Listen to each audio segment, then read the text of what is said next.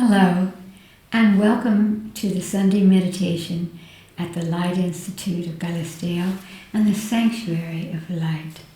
For those of you who are joining us for the first time, we divide our meditations into 3 parts. The first part, we begin so wonderfully by asking our higher self. Your higher self is the intuitive essence of your soul, and it's your own inner voice. So it's aligning to this higher part of you that's true, that's your essence. So we ask our higher self to take form. We ask it to touch our body. We sit in meditation with our higher self.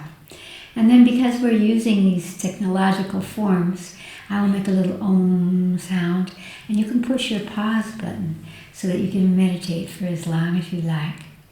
And then in the second part of the meditation, we do what we call here the practice of radiance, by which we reach up into the cosmos with our imagination and we pull down a beautiful beam of white light down through the top of your head, down into your stomach, your solar plexus. This is the seat, the center of the emotional body.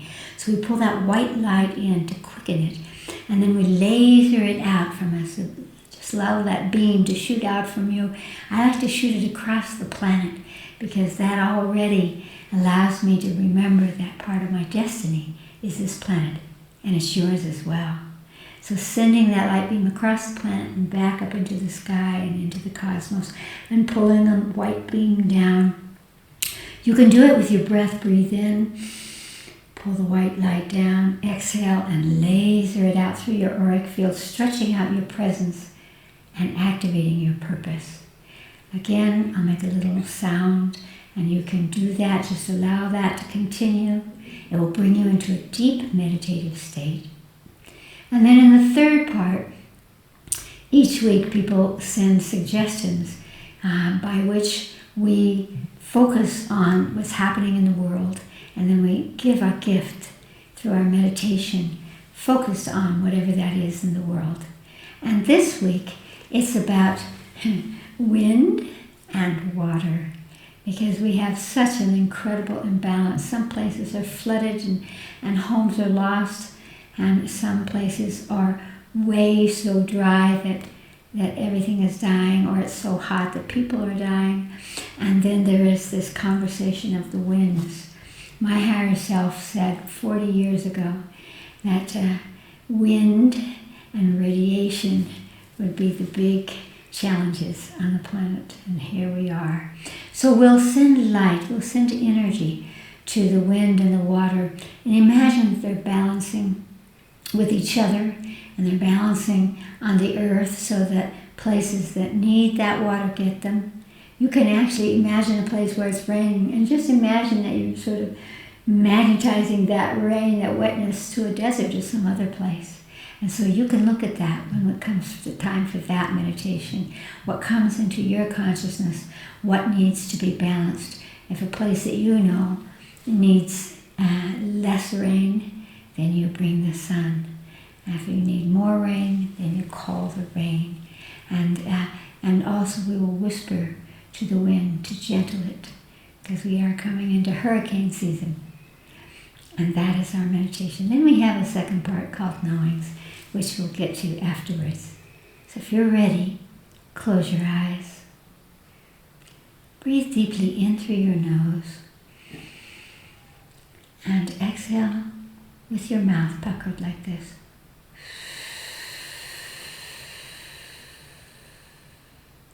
When you exhale, you trigger the parasympathetic nervous system into meditative states. Once again, breathe in and exhale through your mouth slowly.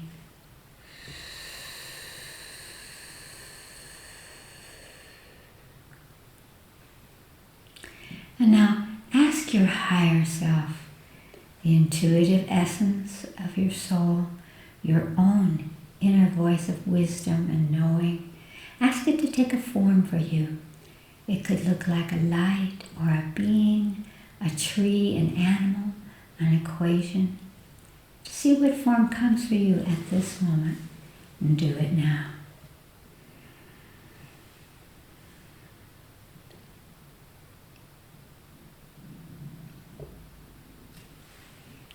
Ask your higher self to touch your body where you hold your divine essence, because we do hold our divine essence.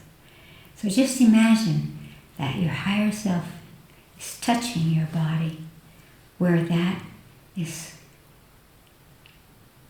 being within you.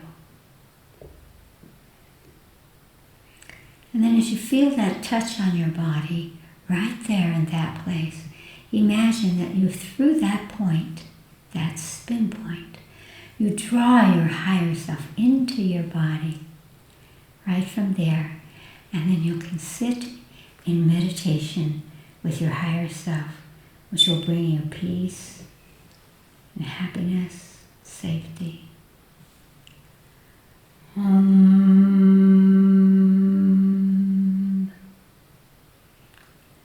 Take a deep breath into your body. And in your imagination, reach up into the cosmos, beautiful streaming cosmos, and pull down a brilliant white light down through the top of your head, down into your stomach, your solar plexus, and laser that white beam of light out from your solar plexus, out across the planet, and back up through the sky and into the cosmos. And just continue to do that. Breathe in, draw it down, exhale. And just continue that. It will take you into a beautiful state of meditation. Om.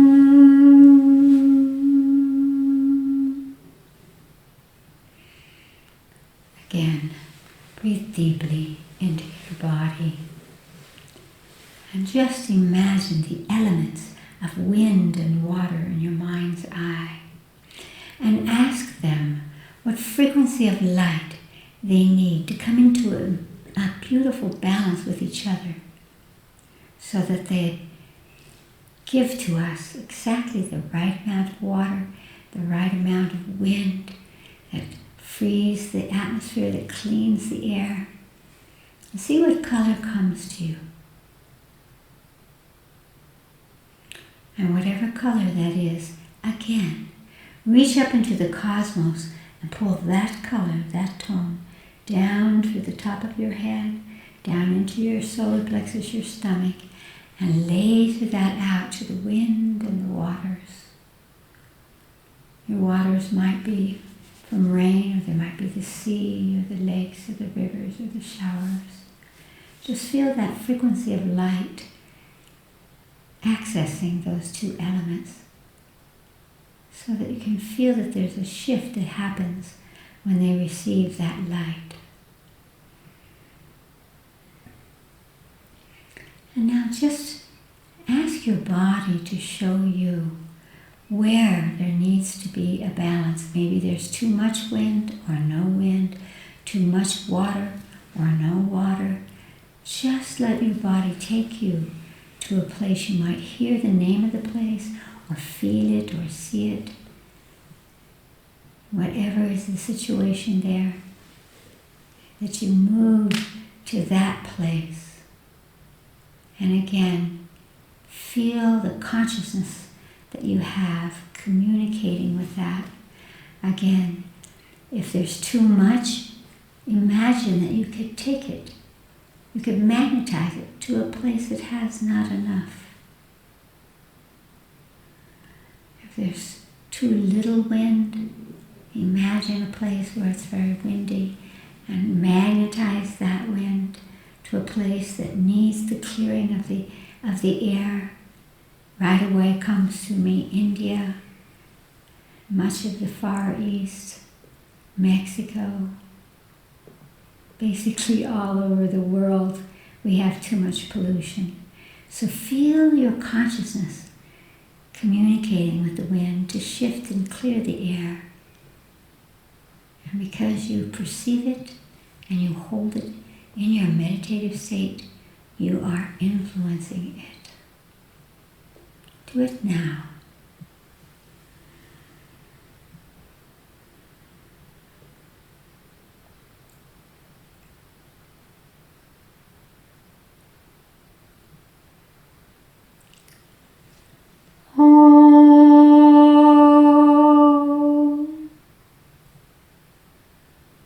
Take a deep breath into your body and open your eyes.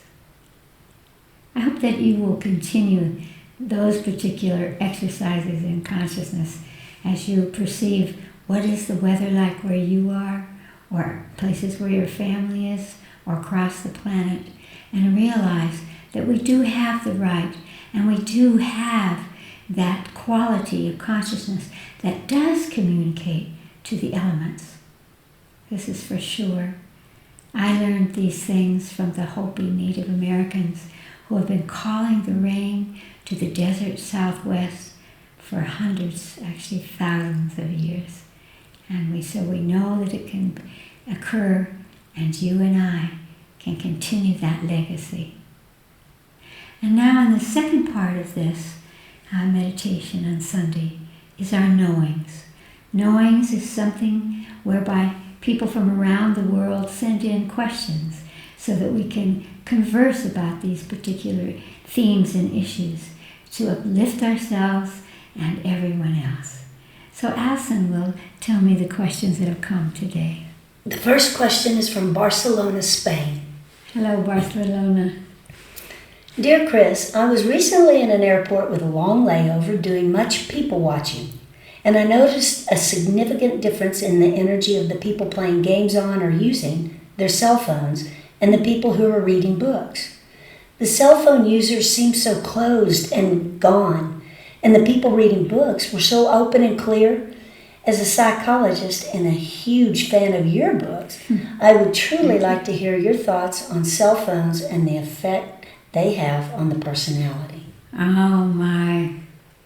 Well, first of all, of course, I have to say that we're not going to get rid of cell phones, but it would be wonderful if we taught our children and ourselves how to use them. You can find ways to protect yourself from the electromagnetic currents that are coming from the cell phones and influencing the brain. And when the brain is disturbed, that influences our patience, it influences our perception of the outside world, and it very often draws us in. Because the difference between reading a book and playing a game, or even more than playing a game, communicating through the cell phone, has to do with this aspect of either engaging in our lives or not. In other words, there's a passive thing that happens, a passive energetic, whereby you are waiting for something to happen. You're waiting for someone to text you. You're waiting for the news. And so there's this passive kind of energy where you're trying to receive. And that trying to receive does create anxiety, impatience, loss of self. Because, of course, anything you're seeing or anything you're connecting to begins to place you in relationship to that. And that brings about self-judgment, and it brings about imbalances in our sense of self. If we have an imbalance in the sense of ourself, our personality, whereby we express who we are to the outside world, is going to be different. On the other side of that, when we are reading a book, we are being stimulated. Our brain is being stimulated by imagination. And so that's a more active connection to something, and from ourself out to something else. Because everyone who reads a book, we could all be reading the same book, and you would have a different take on it than I would.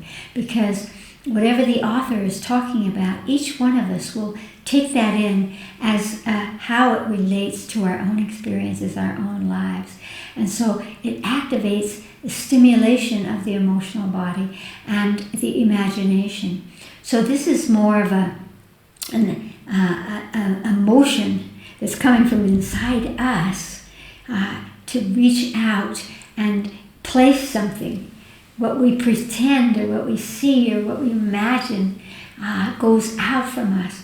And that brings us into a different kind of place. If somebody is reading a book and they look about the world, whatever they were reading in the book, and they look out to the world, they will continue this energy that's coming through them and out. Whereas if somebody's working on their cell phone, they're excluding anything except what is coming in through the cell phone. And so it creates, in terms of personality, it creates sort of an ebb, the ebb and the tide there of our emotions, of our relationships, whereby we sequester ourselves alone. And therefore, we're wondering who's going to answer me, how many people will look at what I just posted, etc. And so there's an opening there of possible judgment and negativity, which makes us feel insecure, that takes us away from our true selves. And so those are the sort of back and forth between having an active thing that you're doing and a passive thing that you're doing. The same is true if you're watching a movie or watching television.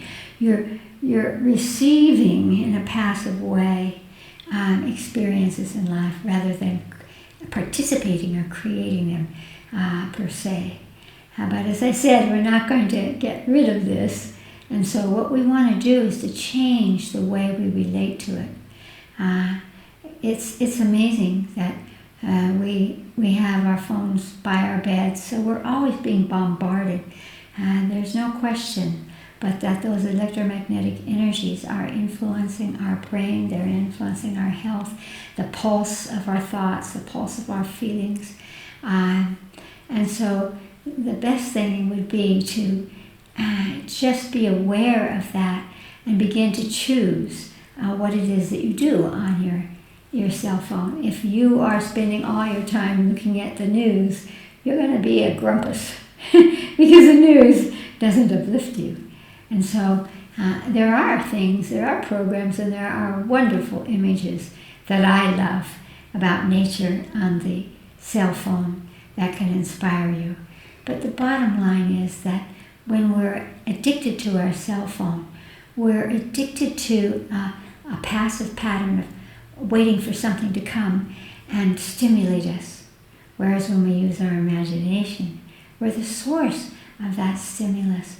We can take one thing, because this is the way the emotional body functions.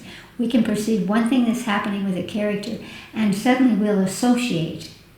And then our imagination begins to run along, and suddenly it's about us, and we're participating and learning and seeing ourselves in different ways.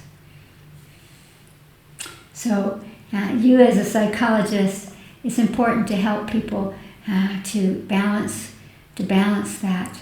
I think washing your face, drinking water, never putting it up to your ears, keeping it at a distance from you, these are things that are very, very important, so that we can have what we wish for, but not have it be at the expense of our happiness, of our relationship to the outside world, and above all, our relationship to ourselves. Great love. Allison. The next question is from South Carolina in the U.S.A.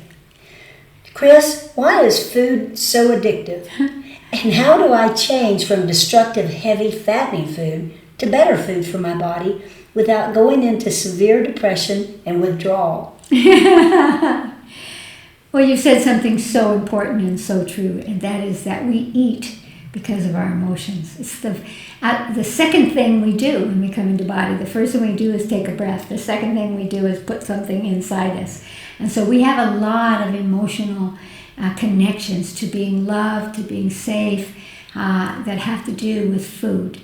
And very often we like those foods that are possibly not as good for us because they stick to our stomachs and they make us feel full and therefore safe. And so I would never say don't eat, What I would say is that begin to have a conversation with your body. And this is the way we do this at the Light Institute. You could look at your food, or you could put your hands over your food, and simply in your mind's eye, do you want this? Do you want this? Do you want this? If you're in a restaurant, we can go to restaurants now, and you can look at the menu and say, what do you want, body? And if your body says, I want this, it's not going to make you fat, it's not going to make you upset. it isn't really the food that we eat that would bring us into depression. It's the psychological aspect of being denied something that we want emotionally. That's really the trigger. And so I would never say, don't do this or don't do that. What I would say is, if you know that's not very good for you, give your body something that it wants first. And then you'll find that little by little, or very quickly, you will lose that hunger for that. We know that, for example, all humans have parasites. This is a scientific fact. Some parasites like sugar, some parasites like salt. So if you find yourself always craving sugar, always craving salt, you might want to explore the concept of dissolving away these parasites, taking herbs or doing something that will release them, so that you're nourishing you and not them. Because what happens with parasites is that they will gobble up all the nutrients, and then you eat more and you still don't feel full. If you have parasites, and you may not have any symptoms of that, but they disrupt the balance in our intestines. And it's important for you to know that the serotonin, which is a neurotransmitter, and L-DOPA, also a neurotransmitter, both of them have to do with our sense of feeling safe and happy. They're both actually created in the intestines. So we need to have our intestines working. We don't want to have the big belly, because the big belly is blocking us from absorbing the food that would make us happy. So I not only ask my body what it wants to eat, but another thing that I do is I say, this is for you, body. This is for you. I learned long ago, there were some wonderful scientific experiments about that, about how you could place your hand over your food, and that could neutralize sugars or bad elements in the foods, so that you weren't, again, hurting yourself. But so I will always say, this is for you, body, whether I'm taking a nutrient or I'm taking some food that you might consider not to be so good. And if you have that relationship with your body, you will find that you begin to digest well, and you will never be depressed. But speaking of sort of having the downside of feeling that you can't get your body to do what you want it to do, or you can't eat what you want to eat, and very often depression has to do with the lack of oxygen. Now, the quickest way to get enough oxygen in your body so that your cells are not anxious. Can you imagine that your cells on a cellular level, they experience anxiety? They do, because they have to have oxygen. Oxygen protects you from diseases, because bad bugs can't survive in oxygen. And so spinning around to the right is the quickest way to get oxygen. Also, some of these systems, the pranayama, breathing, running a little, dancing, playing, swimming. Move your body, and you will stimulate the oxygen, and you will find that you do not feel down.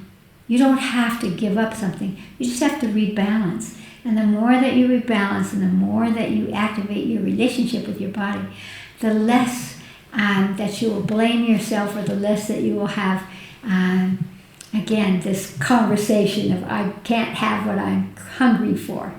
It will go away, because you and your body are the primary dances, the primary relationships. Allison. The last question is from Dusseldorf, Germany. Thank you for your positive voice video, this beautiful inspiration. I met you the first time in Dusseldorf, Germany. I think it was more than 30 years back. Since that time, I hear your voice in that manner, a way of thankfulness, kindness, and love. Now I can feel and also understand it as an act of awareness, of decision, of frequency. I will start to speak in a positive, loving, and thankful voice, not only in my yoga classes, to give my part to the collective voice. The big question I have in my life is, how can I live like I feel and I am in my yoga classes. It is a deep wish because only in the class I could feel I am really me. The attention to of the voice is a big step in this direction. Thank you once again for inspiration and your love. Oh, very sweet. You know, your voice is one aspect of communicating who you truly are. So you could sing for yourself as well. You could use your voice when there's nobody there but you. And the release of energy, again, from the heart and the higher octaves coming together at this point of communication will help you to feel that positive voice.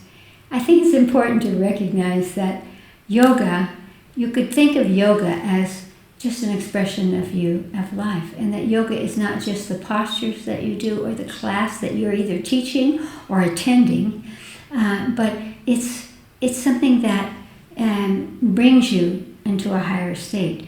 There are many ways to come into a higher state, but think of yoga as a part of your life, so that if you're working at home or you're walking in the street, you can say, I'm doing yoga.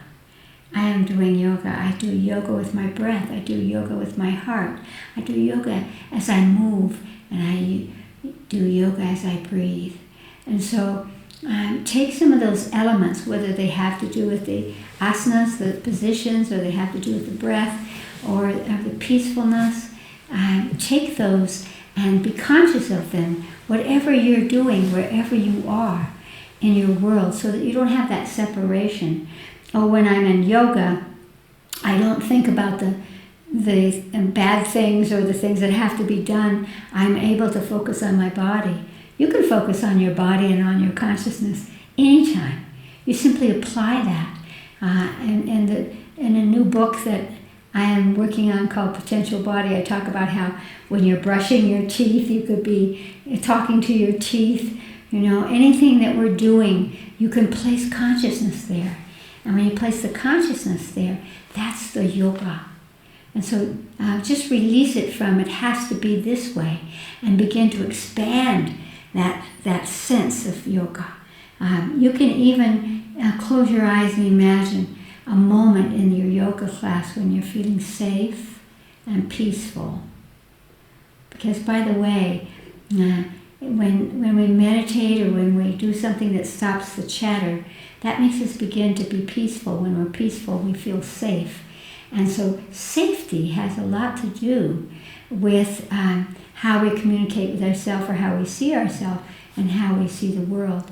So it's important for you to begin to take those elements out of the classroom and apply them to every moment in your life. When you go to bed at night, you know, I will do the yoga of consciousness so that I sleep. And so just bring all the elements together. The meditation, the positive voice, the motion of life, and the stillness at the same time. Bring them together in your daily life, and you'll be happier. Yoga is a way of life. Life is yoga.